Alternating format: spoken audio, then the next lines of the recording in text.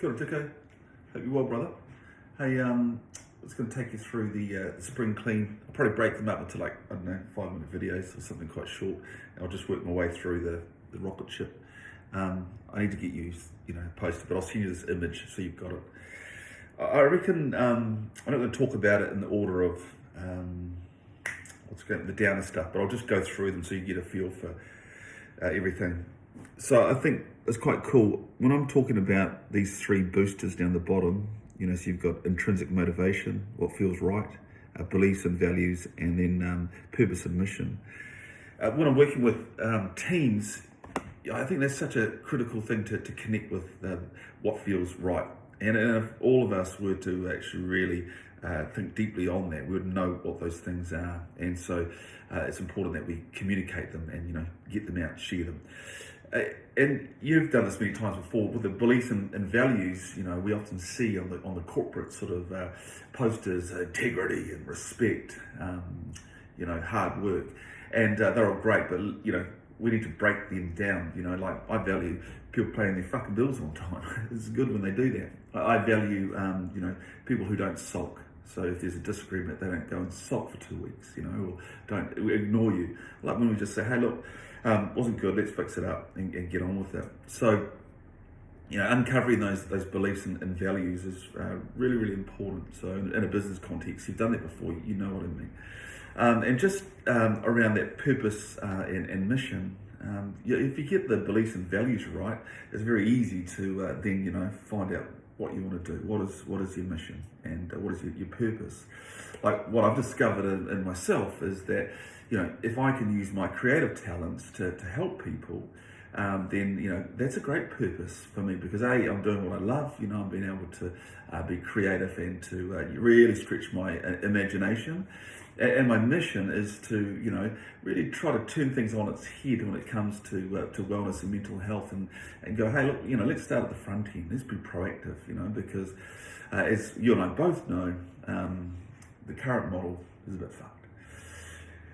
Then I want to just talk about the waste tank. So when I talk about the waste tank, there's kind of three key areas I kind of boil it down to. It's letting go, it's being able to forgive and to move on. So in the instance of Downer, what I think we need to do, because that's what I think the first session is that the waste tank is not to just let them get it all out, I think we could actually use the artwork. So we could use the Warren of Fitness, the Te Hauora Waf, use some of the artworks for the teams to go up and choose something that talks to them about their current situation, what is in that waste tank, and try to use it in a more positive bent. All the things will come out, but what I think you and I will do well is just drive that conversation, and so, okay, you chose that one, why? And let's try to, share why, and we can build off that, but everyone gets to go and no one dominates. That's one thing I really like about the artworks. Everyone chooses a point, and everyone gets to talk about it, so everyone gets a turn and we can manage that.